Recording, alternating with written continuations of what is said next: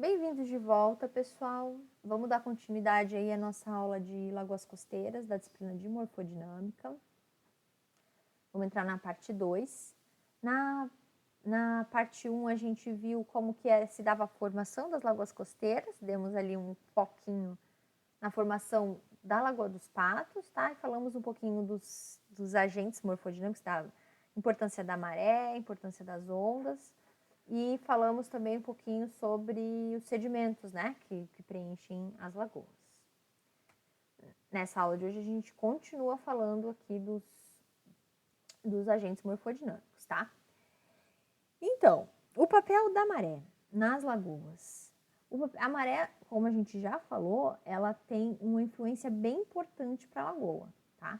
Que são a maré que vai tender a manter o canal entre a lagoa, se existir, e o oceano, que é o inlet, né, que é a desembocadura, aberto. Se a gente não tiver absolutamente nada da maré, se a vazão da lagoa não for grande o suficiente também, a gente vai tender a que não exista nenhum inlet, né? Porque a gente lembra que quem faz interrupções na barreira costeira que isola a lagoa é a maré, né? São os fluxos da maré que são perpendiculares à costa.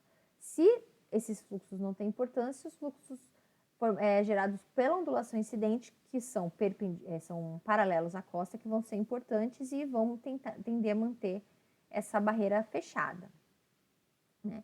E aí, quando existe um canal entre a lagoa e o oceano aberto, existe a amplificação dos processos de troca, né? Aí sai a água da lagoa, entra a água do oceano, e existe uma troca tanto de água, nutrientes, como de organismos também, né? Em lagoas com macromaré, a energia das ondas, ela começa que ela é espalhada, como o nível varia muito, as ondas elas não estão atuando sempre na mesma faixa batimétrica. Então, essas ondas, a energia das ondas ela é espalhada, né, em várias faixas batimétricas. Então, as ondas elas não são tão efetivas na construção das barreiras. Em lagoas com micromaré, não, as ondas estão atuando ali sempre na mesma região. Então, a efetividade na construção de barreira é muito maior, né? E aí as correntes da maré também. Isso é uma das questões da maré, é essa, né? Espalhar a energia da maré, a energia de ondas. As outras questões são as correntes de maré, que são correntes perpendiculares à costa, né? Elas tendem a ter maiores velocidades no inlet, né? Nas aberturas, né? E elas tendem a manter a profundidade e a largura desse inlet, né? Elas vão causar fricção no canal, então elas vão abrir esse inlet e transportar bastante sedimento, né? E estão muito relacionadas também à diferença de nível entre a lagoa e o oceano, tá? Se o nível da lagoa, por exemplo, a maré sobe no oceano e aí o nível da lagoa está mais baixo, então vai ter uma corrente de enchente bem forte. E se ao contrário acontece também, o nível da maré baixa vai causar uma diferença de nível entre a lagoa e o oceano e vai causar uma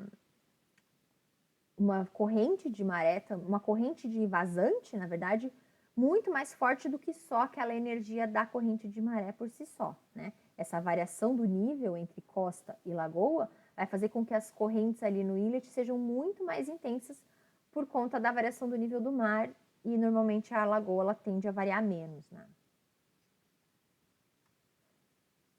E aí as ondas, né? As ondas, elas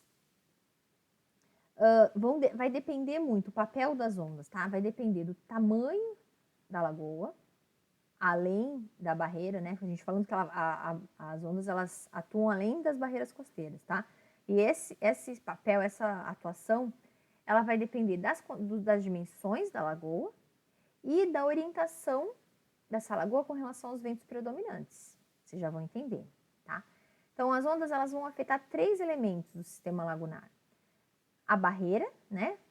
Eu já falei, são responsáveis pela construção da barreira. Mas elas também vão ser importantes para as margens e para o assoalho da lagoa. Vocês vão entender. Então, primeiro a construção da barreira, né? por transporte longitudinal, deriva litorânea, a gente tem a construção da barreira, né? Porque a deriva litorânea paralela à costa vai transportar sedimento e tende a construir a barreira, né? As barreiras elas vão tender a ser recortadas se a gente tiver uma maré ali importante, né? Como é que funciona? Qual é o papel das ondas com relação às margens da lagoa? As margens, elas são muito mais afetadas quando existe uma grande pista de vento, né? Então, se a lagoa ela é paralela à direção preferencial do vento, a gente vai ter uma pista de vento maior, então a gente vai ter formação de onda dentro da lagoa, e essa formação de onda, essas ondas dentro da lagoa, vão ser responsáveis pela formação dos spits, que são os esporões arenosos na lagoa. Tá? Esses esporões são estruturas sedimentares que crescem em direção ao centro da lagoa e podem levar a um processo de segmentação lagunar. É um processo bem importante, assim. Então, olha só, os esporões, a gente tem aqui o vento vindo da direita para a esquerda, tá? O vento vem para cá, gera ondas, tá? Essas ondas, elas vão tender se a gente tiver ondulações, né, na margem lagunar, a gente vai ter erosão em alguns lugares, e aí vai ter regiões de sombra que vão tender a ter deposição de sedimento. E aí, a gente tem deposição aqui, aí vai aumentando essas irregularidades e vai formando esse tipo de estrutura aqui, ó. O sedimento vem daqui e vai depositando, e vai criando esses spits. E aí ele cria zonas de sombra aqui atrás, né? Que a gente tem também corrente longitudinal e tudo mais, e depósito de sedimento por aqui também, tá? Então, a gente tem erosão desse lado e deposição desse lado. Aí aqui, olha só, a gente tem a onda vindo para cá, daqui para cá, né? O vento preferencial, então a direção das ondas. E aí a gente tem o sedimento sendo transportado nesse sentido.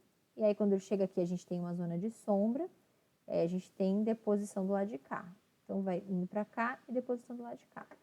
E aí aqui a gente tem toda essa zona de sombra, que a gente tem a deposição. Aqui a gente já começa na erosão do próximo. Então o sedimento sai daqui e vem para cá. Tá? E daqui vem para cá. Formação por ondas, tá?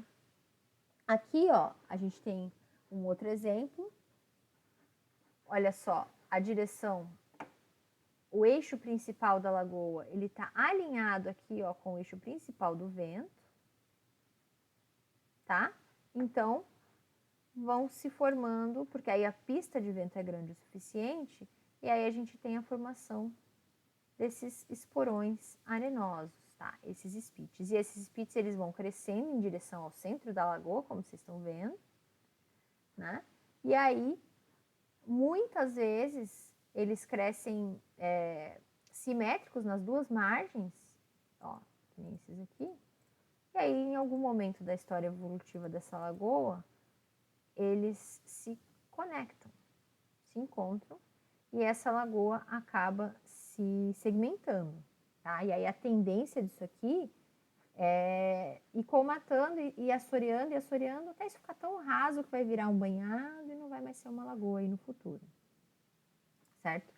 Por que essas menorzinhas, elas não vão criar? Será que vai criar spit aqui também? Depende muito do tamanho. Normalmente, como elas são redondinhas, elas já não vão ter mais um FET tão grande, né? Elas já não tem mais um eixo principal para ser alinhado ao vento e tudo mais. E aí é mais difícil de formar ondas e com intensidade suficiente para fazer esse processo. Tá? Aqui mais um exemplo, tá?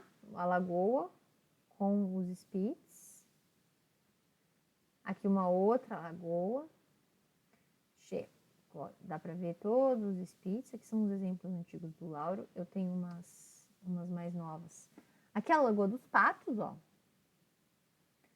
Tem essas linhas aqui, a batimetria, ó, 5 metros, dá para perceber que o spit ele tá na parte subaérea, mas também tem toda a parte subaquosa também dele que se forma, tá? Olha só, isso aqui é a linha de 5 metros de profundidade, ó. E aí a gente tem vários spits na Lagoa dos Patos também. Aqui, uma lagoa lá em Massachusetts, é uma imagem bem bonita, né? Ó, aqui dá para ver os spits, a parte subaquosa também dá para ver bem legal. Lá na costa leste dos Estados Unidos. Dá para ver, ó, os spits com mais detalhe. São todos bem parecidos. Aqui a Lagoa dos Patos, os spits também.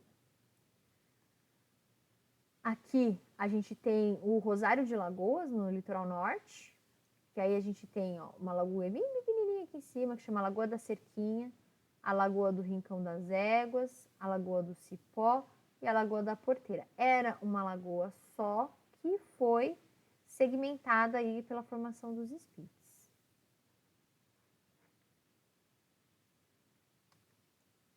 Aqui a Lagoa de Araruama, no Rio de Janeiro, também. A gente tem a formação dos spits, ó.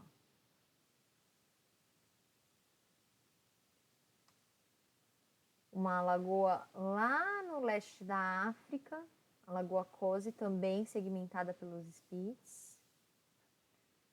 Aqui outra foto dela, uma foto de Landsat mais verdinho, que dá para ver bem como ela era inteira. A desembocadura ela é aqui no norte, aqui em cima. E aí como ela se segmentou. Tem alguns canais ainda que ligam algumas partes das outras. Certo? Aqui na Rússia, outra lagoa, também já num processo grande de segmentação. Tá? Então, o papel das ondas nas margens das lagoas, né? A formação dos spits. No assoalho lagunar, a gente tem o processo de transporte de sedimentos também, tá? Em pequenas profundidades, nas regiões rasas, nas regiões perto das margens ou nas zonas mais abrigadas do vento, né? A gente tem suspensão, a gente tem o sedimento fino em suspensão, né? Que acaba sendo depositado nas zonas mais abrigadas e nas zonas mais profundas, no fundo do canal ou nas zonas de sombra das ondas. Esse sedimento fino se deposita e nas zonas mais expostas, esse sedimento fica em suspensão, né? Então, por isso, é bem normal a gente ver uma diferenciação do tipo de fundo nas diferentes regiões da lagoa, tá? Por exemplo, nas áreas mais rasas, que são mais expostas, que sofrem mais com esse processo do vento e da ondulação, normalmente a gente tem uma diminuição da quantidade de finos e esse material fino tende a se depositar nos canais mais profundos, que estão menos sujeitos a essa dinâmica aí do vento, né, dessa ondulação que é formada. Aí os finos eles se depositam no fundo ou em regiões abrigadas, tá? A gente fala aqui na lagoa, nas partes mais rasas, a gente tem um sedimento com um pouco mais de areia. No fundo do canal, aqui na Lagoa dos Patos, a gente tem um sedimento muito mais lamoso, porque nas partes rasas o sedimento está sempre em suspensão por conta das ondas. E aí na parte do fundo do canal, que não é afetado pelas ondas, esse sedimento tende a se depositar. Ou em regiões muito protegidas. Por exemplo, no iate ali, no Yacht Club, ali perto do museu e tal, a gente tem bastante deposição de lama. Por quê? Porque é uma região muito protegida, então o sedimento mais fino tende a se depositar ali, tá? Nas áreas rasas expostas, a gente tende a ter um acúmulo do sedimento um pouquinho mais grosso, porque os finos eles ficam em suspensão e os grossos se depositam, né? Ficam depositados, não se suspendem. Aqui a gente tem, olha só, um esquema aqui, mas não do estuário, né? Mas aqui da lagoa em si, né? E a gente tem um degradê de areia muito grossa, areia média, areia fina, silt e argila, tá? Então, percebam que a gente tem aqui perto dos pontais, ó, que são as regiões ali onde são mais rasas e que estão com a intensa ação das ondas, inclusive na formação dos pontais, a gente tende a ter um sedimento mais grosso, bem perto das margens, tá? E aí esse sedimento vai ficando mais fino em direção ao meio da lagoa, tá? Que é praticamente tudo silt. E tem aqui uma parte mais profunda no canal que a gente tem argila também, certo? Mas no geral, olha só, a gente tem um sedimento mais grosso nas margens e mais fino no meio da lagoa, que é um pouquinho mais profunda, tá? Essa parte da argila aqui é uma região mais profunda ainda, porque a profundidade média da lagoa é bem baixa. Eu não vou saber de cor agora, mas é menos de 10 metros, é 5, 6 metros de profundidade, a profundidade média da lagoa.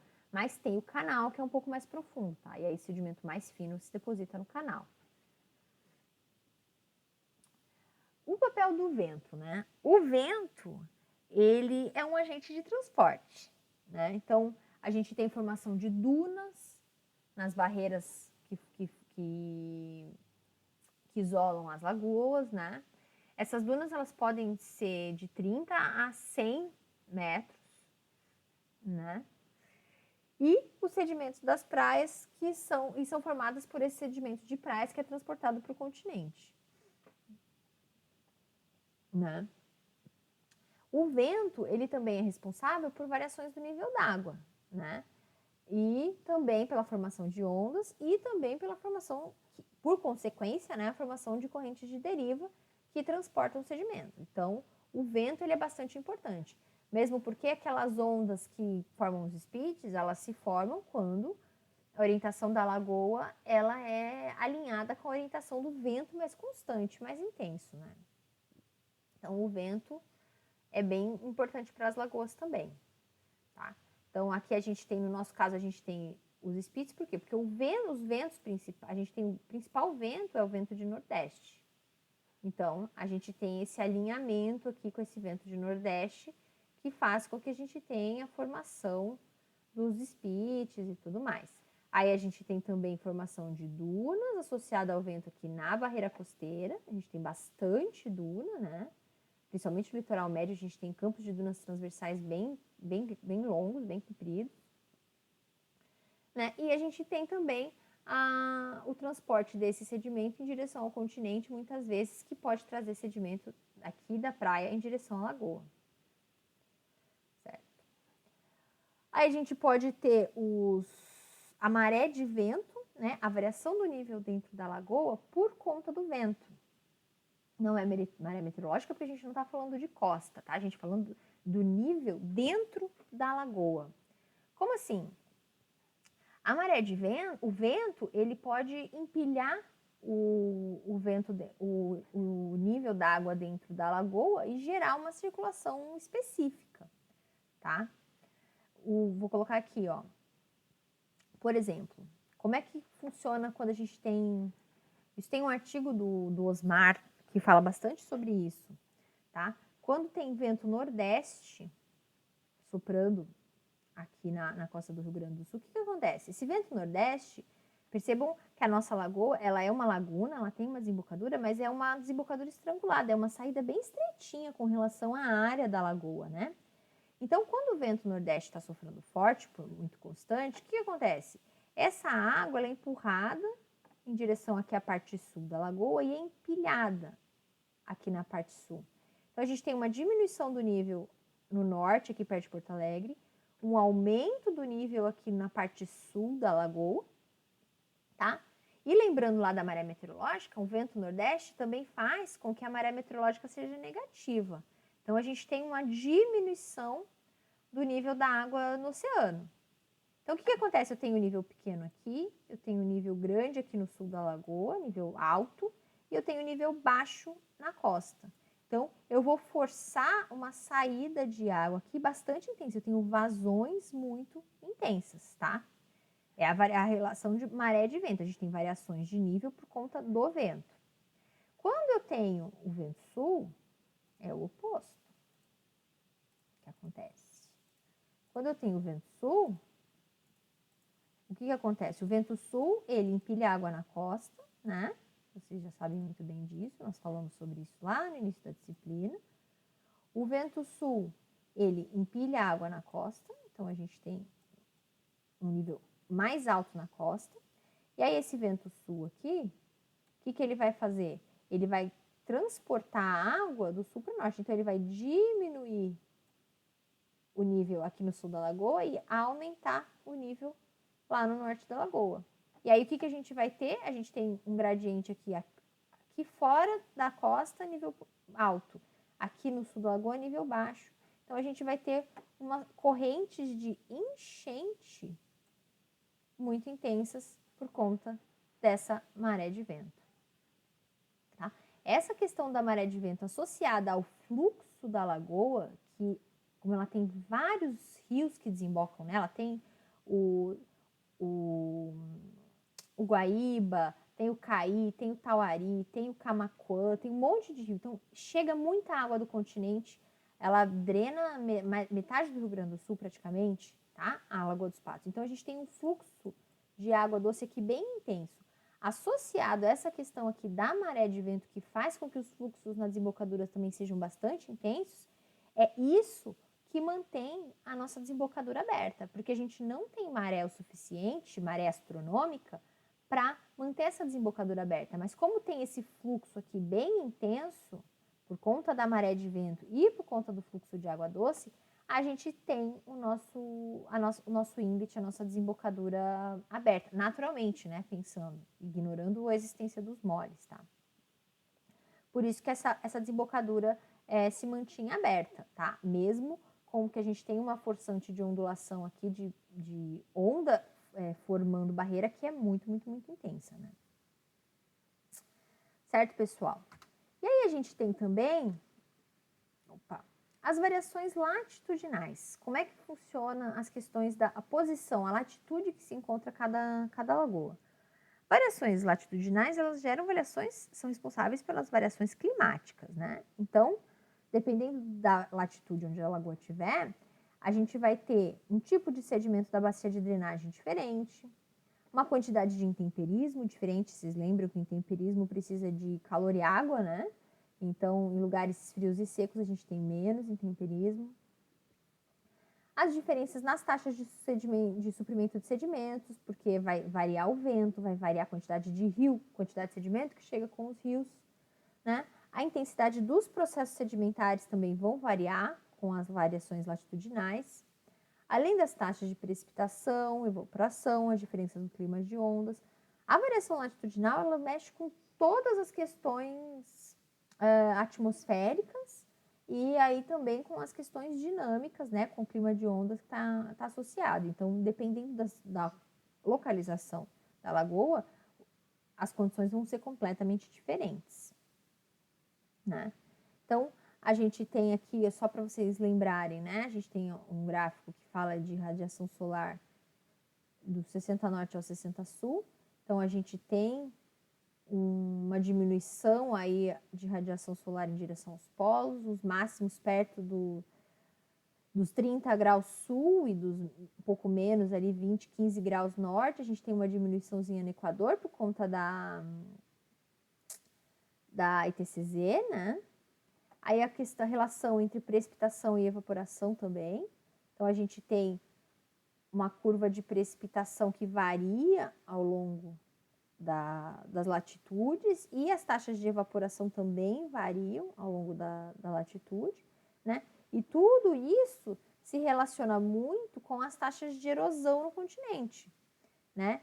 Então, olha só, a gente tem umas taxas de erosão muito altas aqui no Equador, que a gente tem altas taxas de precipitação, né? Então, a gente tem muita água disponível com uma temperatura alta. Então, a gente tem uma taxa de erosão muito altas. E aí aqui, no subtropical, a gente tem umas regiões de semiárido e tal, que a gente tem uma taxa de erosão bem baixas por conta de falta de intemperismo, mesmo por falta d'água. E depois, no subtropical, já aumenta a umidade e tal, então a gente tem mais um pouquinho de erosão, tá? Essas taxas de erosão aqui, elas são diretamente responsáveis, associadas à quantidade de sedimento que os rios carregam e a quantidade de sedimentos que vai estar disponível para a formação de barreiras e para preenchimento das lagoas. Então, vamos lá. As lagoas de altas latitudes, tá? Altas latitudes, lugares bem frios, elas tendem a ter baixa amplitude de maré, tá? São frios demais para ter, normalmente não tem pantanos salgados, não tem os marismas, né? Tem baixíssimas taxas de precipitação, então normalmente tem água com característica hipersalina, também isso dificulta a ausência, a formação dos marismas, né? E tendem a congelar a superfície. E quando a superfície da água congela, acaba a mistura por ação do vento e da onda, então a água fica totalmente parada embaixo do gelo. E aí, quando acontece o degelo, a gente tem uma ativação dos processos sedimentares naquela região, né? Que o vento começa a, de novo, misturar aquela água, né? E quando a gente tem o degelo, principalmente das regiões do entorno, da bacia de drenagem daquela lagoa, a gente pode ter uma quantidade muito grande começa a vir muita água, que está tendo degelo, e muito sedimento junto, né? Então, normalmente, se durante o processo, a parte congelada praticamente não tem fluxo dessa lagoa para a plataforma continental, e aí durante o degelo pode vir muita água com muito sedimento na plataforma continental, certo? A gente tem pouco intemperismo, né? Porque a gente normalmente não tem essa questão do congelamento e tudo mais, então não tem muito sedimento aí que vai ser erodido das margens, tá? A principal fonte dos sedimentos são as correntes. Já as lagoas em baixas latitudes, que sejam lagoas tropicais com altos fluxos de rio, elas tendem a ser mais longas e mais estreitas, transporte litorâneo bem ativo, né? E ela pode, inclusive, apresentar estratificação de salinidade, tá? Principalmente quando a gente tem alto fluxo de rio. Se tiver uma maré importante, a gente pode ter intrusão de água salgada por baixo e vazão de água doce por cima, né? Causando uma estratificação de salinidade. Existe bastante intemperismo químico, né? Por conta do calor que facilita o intemperismo químico. E aí isso produz bastante sedimento fino, né? E a gente tem também bastante floculação, porque tem muita matéria orgânica, porque é quente, porque tem muita vida.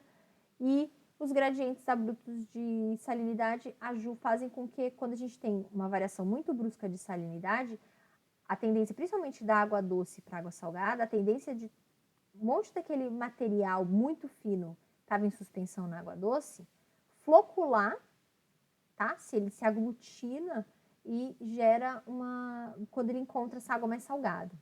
A gente vai falar um pouco mais disso quando a gente falar sobre estuários, tá?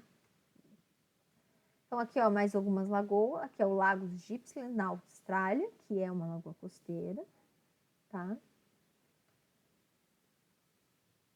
Aí a gente tem a carinha dele aí. Lagoas úmidas de latitude média, então, que faltaram. Normalmente, latitude média, a gente tem bastante vento e bastante onda, que são a forma predominante de energia, né? A gente pode ter gradientes horizontais de salinidade. A gente pode ter formação de esporões, porque a gente tem aí os ventos bem intensos, né? Então, como tem muito vento também, tem muito sedimento fino em suspensão.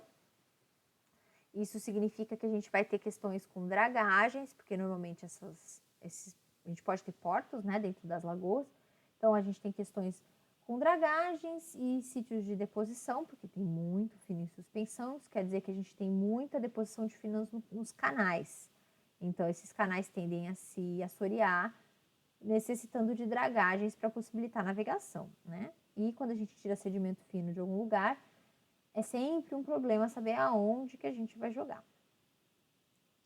certo? E nesse tipo lagoas úmidas de latitude média, que são o nosso caso aqui na Lagoa dos Patos, a gente tem também bastante aprisionamento de sedimentos finos nos marismas, que é o caso aqui, e se existir amplitude de maré suficiente nas planícies de maré também. Tá? Em zonas áridas, em baixas latitudes, né, a gente tem muito pouco intemperismo, vocês lembram, né? E pouca precipitação também, zonas áridas. Então, as barreiras, elas acabam crescendo lateralmente, porque como a gente tem muito vento, bastante sedimento seco normalmente, né? As barreiras, elas ficam largas, por transporte tanto litorâneo quanto eólico, né? A salinidade tende a ser altíssima por conta da da baixa precipitação, tá? Imagina, 45 ppm, 54, 67 ppm, é uma salinidade muito alta. Por quê? Porque em zonas áridas não tem input de água doce praticamente, né? Então, e aí a água salgada entra na lagoa, e essas lagoas, elas tendem a ser radas, as taxas de evaporação são muito altas, então acabam concentrando sal, né? Não, como não tem temperismo, praticamente não tem finos, né? Então, aí a gente pode ter bastante carbonato de cálcio por deposição química e biológica, né? Essa questão aí da evaporação e tal, concentra os sais e a gente pode ter a formação de carbonato de cálcio. E se a gente tiver vida suficiente ali que aguenta essa salinidade, a gente pode ter precipitação por processos biológicos também. Certo, pessoal? Agora sim, vamos continuar no próximo vídeo. Fiquem bem. Dúvidas no fórum. Até a próxima.